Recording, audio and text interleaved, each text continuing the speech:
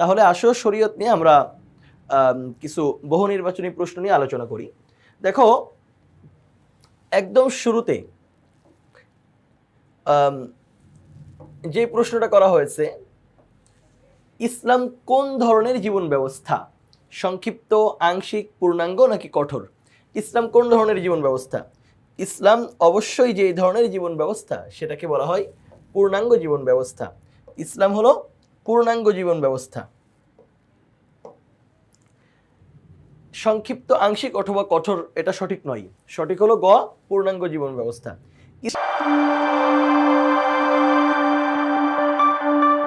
ইসলামের বিধিবিধান কেমন? জাতিগত, সর্বজনীন ও সর্বকালীন, প্রাচীন, আধুনিক। ইসলামের বিধিবিধানগুলো কেমন? জাতিগত মানে নির্দিষ্ট কোনো জাতির জন্য, প্রাচীন মানে আধুনিক যুগে চলে না, আধুনিক মানে কি শুধু এই যুগেই চলে, নাকি সর্বজনীন ও সর্বকালীন, সব যুগে সব কালেই চলে? অবশ্যই ইসলামের বিধিবিধানগুলো সর্বজনীন ও সর্বকালীন। মানুষের কল্যাণের জন্য ইসলামের বিধিবিধান কে জারি করেছেন? ইসলামের বিধিবিধানগুলো প্রণয়ন করেছেন কে? এটা এই পদ্ধতি চালু করেছেন কে? আল্লাহ তাআলা, হযরত মুহাম্মদ সাল্লাল্লাহু আলাইহি ওয়াসাল্লাম, আল্লাহ ও তার রাসূল সাল্লাল্লাহু আলাইহি ওয়াসাল্লাম, রাসূল সাল্লাল্লাহু আলাইহি ওয়াসাল্লাম এবং খলিফাগণ। মানুষের কল্যাণের জন্য ইসলামের এই বিধিবিধানগুলো কে জারি করেছে? যদি আমরা এই প্রশ্নের উত্তর দিই হযরত মুহাম্মদ সাল্লাল্লাহু আলাইহি ওয়াসাল্লাম, তাহলে ইসলামটা রাসূলুল্লাহ সাল্লাল্লাহু আলাইহি ওয়াসাল্লামের জন্যই হয়ে যায়। কিন্তু ইসলাম তো শুধু রাসূলুল্লাহ সাল্লাল্লাহু আলাইহি ওয়াসাল্লাম আমাদেরকে দেন নাই, আল্লাহ ও তার রাসূল সাল্লাল্লাহু আলাইহি ওয়াসাল্লাম। না, এই প্রশ্নের উত্তরও সঠিক নয়, কারণ ইসলামটা আল্লাহ প্রদত্ত ধর্ম।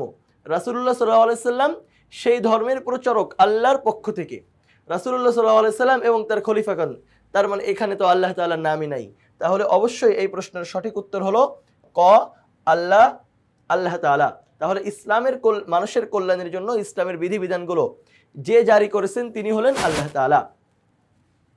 এরপরের প্রশ্ন দেখো, শরীয়ত শব্দের অর্থ কি?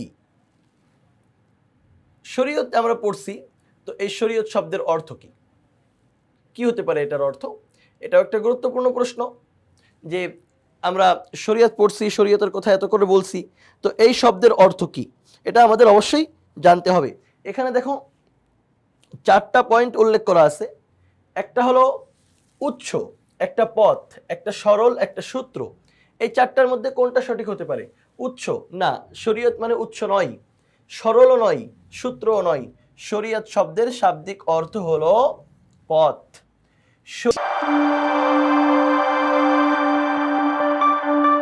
শরীয়ত অর্থ কি? শরীয়ত শব্দের অর্থ কি আর একটা শরীয়ত অর্থ কি, দুইটার মধ্যে হয়তো খুবই সামান্য একটা পার্থক্য আছে। শরীয়ত অর্থ কি?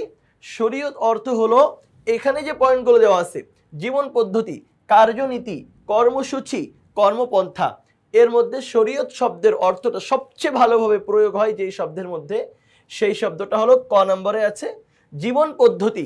শরীয়ত অর্থ জীবন পদ্ধতি, মানুষের জীবন কিভাবে পরিচালনা হবে এটা যেই পদ্ধতির মধ্যে বলে দেওয়া হয়েছে সেই পদ্ধতির নাম হলো শরীয়ত।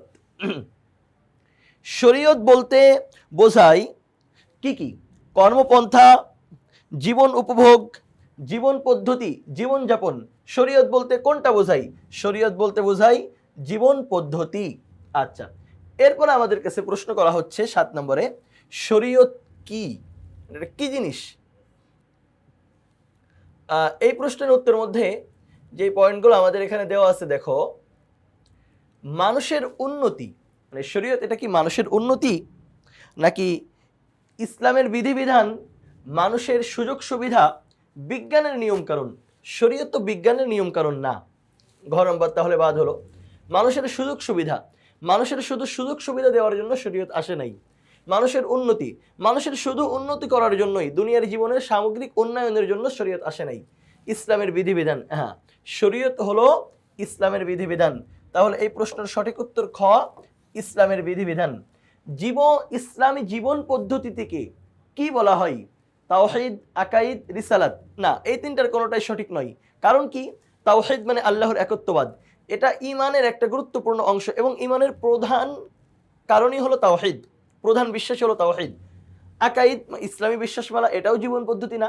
রিসালাত নবী রাসূল, এটাও জীবন পদ্ধতি না।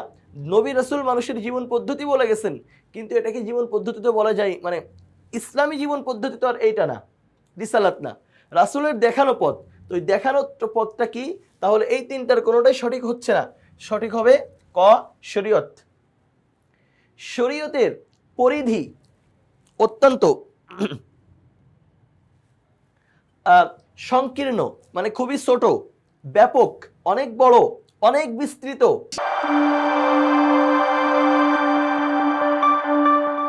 জটিল মানে খুবই কঠিন, সাধারণ মানে একদমই মামুলি ব্যাপার। কোনটা? শরীয়তের পরিধি অত্যন্ত ব্যাপক। এরপরে 10 নম্বরে দেখো আমাদের প্রশ্ন করা হচ্ছে, আল্লাহ কোন সূরায় শরীয়তের পূর্ণাঙ্গতার ঘোষণা দিয়েছেন? এটা একদম হুবহু তোমার মুখস্থ থাকতে হবে সূরার নামটা, তা না হলে তুমি এটা কোনোভাবেই সঠিক উত্তর দিতে পারবে না। যে সূরা ইব্রাহিম, সূরা মুলক, সূরা হাসর নাকি সূরা মাইদা, আল্লাহ কোন সূরায় শরীয়তকে পূর্ণতার ঘোষণা দিয়েছেন? আল্লাহ শরীয়তকে পূর্ণতার ঘোষণা দিয়েছেন হলো সূরা মাইদা। তোমরা জানো, আল ইয়াউম আকমালতু লাকুম দীনাকুম ওয়া আতমামতু আলাইকুম নি'মাতি ওয়া রাদিতু লাকুমুল ইসলাম দীনা। বিদায় হজের পরে আল্লাহ তাআলা এই আয়াত অবতীর্ণ করে শরীয়তকে পূর্ণাঙ্গতার ঘোষণা দেন। তাহলে কোন সূরায় শরীয়তের পূর্ণতার ঘোষণা দেওয়া হয়েছে? সূরা মাইদা। মুসলিম মনীষীগণ শরীয়তের বিষয়বস্তুকে প্রধানত কয়টি ভাগে ভাগ করেছেন?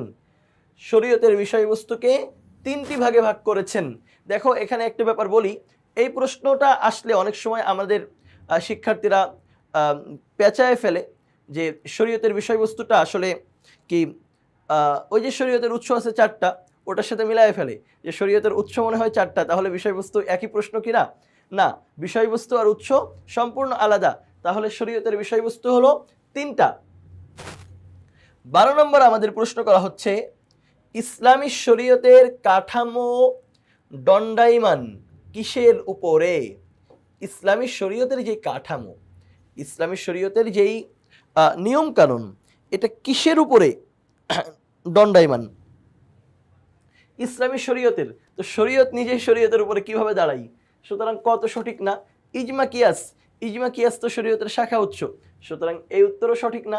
হাদিস শরীফের, শুধু হাদিসের উপরেও তো শরীয়তের কাঠামো দণ্ডায়মান না, বরং শরীয়তের কাঠামো যেটার উপরে দণ্ডায়মান সেটা হলো শরীয়তের প্রধান উৎস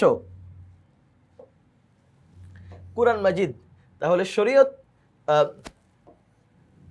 শরীয়তের কাঠামো দণ্ডায়মান হলো কুরআন মাজিদের উপরে, এটাই হলো শরীয়তের প্রধান, একদম প্রধান উৎস। কিন্তু শরীয়তের প্রধান উৎস 2টা।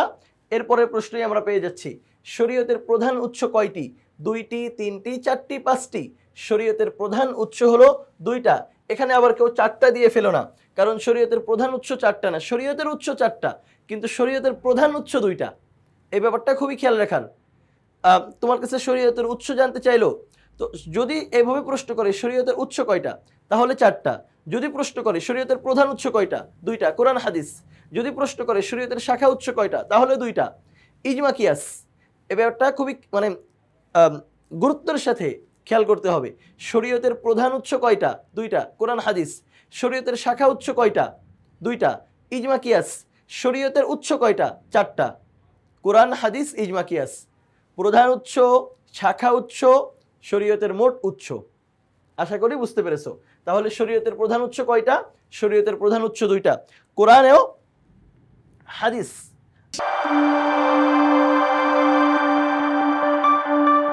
আচ্ছা, এরপরে আমরা চলে যাব 14 নম্বর প্রশ্নে। আমাদের ওই পাশে চলে যেতে হবে। 14 নম্বর প্রশ্ন দেখি আমাদের জন্য কি প্রশ্ন করা হয়েছে। হ্যাঁ, আমরা পেয়ে গেছি। শরীয়তের উৎস কয়টা? একটু আগেই তোমাদেরকে বললাম যে এই প্রশ্নটা খুবই খেয়াল রাখতে হবে। শরীয়তের উৎস এখানে আমরা পেয়েছি, শরীয়তের উৎস হলো 4টা, কারণ এখানে শাখা নাকি প্রধান কোনো কিছু উল্লেখ করে নাই। কিন্তু আগের প্রশ্নে আমরা দেখেছিলাম শরীয়তের প্রধান উৎস কয়টা উল্লেখ করা ছিল। শরীয়তের উৎস কয়টা? 4টা। ইসলামী শরীয়তের চতুর্থ উৎস কোনটা? 4 নম্বর উৎস কোরআন, সুন্নাহ, ইজমা, কিয়াস। ইসলামী শরীয়তের 4 নম্বর উৎস হলো কিয়াস। শরীয়তের উৎস কোনটি? মানে নিচে যেই পয়েন্টগুলো দেওয়া আছে এর মধ্যে তোমাকে বেরো করতে হবে শরীয়তের উৎস কোনটা,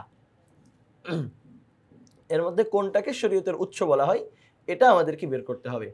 দেখো এখানে কি কি আছে, কিয়াস আছে, সালাত আছে, সাওম আছে, হজ আছে। তো সালাত এটা তো শরীয়তের একটা বিধান, এটা উৎস না। সাওম হজ একই কথা, শরীয়তের বিধান, উৎস না। শরীয়তের উৎস হলো কিয়াস। তাহলে এখানে সঠিক উত্তর হবে ক, কিয়াস।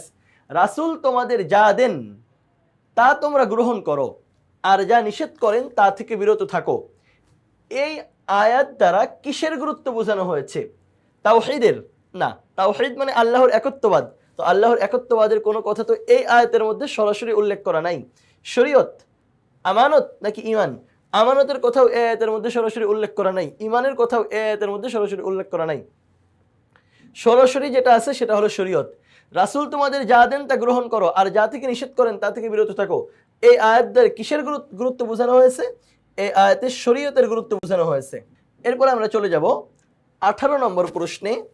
শরীয়ত বলতে বোঝাই, এখানে 3টা পয়েন্ট দেওয়া আছে, এর মধ্যে কোনটা সঠিক সেটা আমাকে এখান থেকে বেছে নিতে হবে। যে শরীয়ত বলতে বোঝাই কার্যনীতি, মানে কর্মের পদ্ধতি, মানুষের জীবন পদ্ধতি, জীবন কিভাবে মানুষ পরিচালনা করবে সেইটা, মানুষের তৈরি করা বিধান। শরীয়ত তো মানুষের তৈরি করা বিধান না। তাহলে শরীয়ত বলতে কি বোঝাই? প্রথম দুইটা, এইটা আর এইটা সঠিক। তো এই 1 আর 2 যদি সঠিক হয় তাহলে কোন পয়েন্টে এটা আছে? ক নম্বরে আছে। সুতরাং শরীয়ত বলতে বোঝাই ক, 1 2 সঠিক। কার্যনীতি ও জীবন পদ্ধতি, মানুষের তৈরি বিধান নয়। ইসলামী শরীয়তকে বলা হয়, ইসলামী শরীয়তকে বলা যায়। ইসলামী শরীয়তকে কি বলা যায়? নিচে দেখো কি কি লেখা আছে, আমরা দেখি। ইসলামী শরীয়তকে জীবন পদ্ধতি বলা যায় কিনা, বিধিবিধান বলা যায় কিনা, আইন কানুন বলা যায় কিনা, অথবা সবগুলো বলা যায়, এটা তোমাকে বলতে হবে। তো ইসলামী শরীয়তকে বলা যায়, জীবন পদ্ধতি, বিধিবিধান, আইন কানুন সবগুলোই বলা যায়। সবগুলো কোন পয়েন্টে উল্লেখ করা আছে? ঘ নম্বরে। তাহলে এই প্রশ্নের উত্তর আমাকে দিতে হবে ঘ। ইসলামী শরীয়তকে বলা যায় জীবন পদ্ধতি, বিধিবিধান ও আইন কানুন সবগুলো। শরীয়তের বিষয়বস্তুর মধ্যে রয়েছে, নিচে যেগুলো দেওয়া আছে এর মধ্যে শরীয়তের বিষয়বস্তুর মধ্যে কোনটা আছে এটা আমাকে উল্লেখ করতে হবে। শরীয়তের বিষয়বস্তুর মধ্যে রয়েছে বিশ্বাসগত বিধিবিধান, চরিত্র সংক্রান্ত রীতিনীতি, বাস্তব কাজ কর্ম সংক্রান্ত রীতিনীতি। শরীয়তের বিষয়বস্তুর মধ্যে এই 3টাই আছে। কারণ বিশ্বাসগত বিধিবিধানকে আমরা বলি আকাইদ, এটা শরীয়তের বিধানের মধ্যে আছে। চরিত্র সংক্রান্ত রীতিনীতি, এটাকে আমরা আখলাক বলি, এটাও আছে। বাস্তব কাজকর্ম সংক্রান্ত বিধিবিধান, ইবাদত, এইটাও আছে। সুতরাং 3টাই সঠিক। 3টাই সঠিক কোন পয়েন্টে? ঘ নম্বর। সুতরাং এই প্রশ্নের উত্তরে আমাদেরকে উল্লেখ করতে হবে ঘ। শরীয়তের বিষয়বস্তুর মধ্যে নিম্নে যতগুলো উল্লেখ করা আছে তার সবটাই আছে।